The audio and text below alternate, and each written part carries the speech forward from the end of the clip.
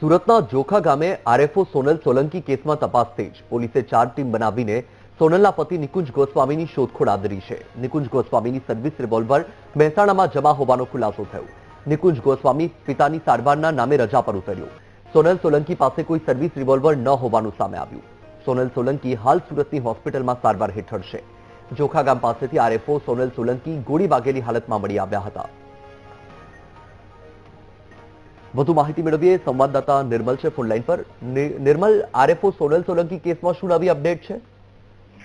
ચોક્કસથી વત્સલ કે આરોપી સોનલ સોલંકીની તબિયત હાલ સ્થિર છે અને તેને પીપી સાવણી હોસ્પિટલમાં ઓબ્ઝર્વેશનમાં રાખવામાં આવ્યા છે. પરંતુ જે પ્રમાણે સોનલ સોલંકીના ભાઈએ ફરિયાદ નોંધાવી અને તેના બનેવી નિકુંજ ગોસ્વામી પર આક્ષેપ કરવામાં આવ્યા છે. હાલ તો પોલીસ નિકુંજ ગોસ્વામીને શોધવા માટે અલગ અલગ ટીમો બનાવી છે.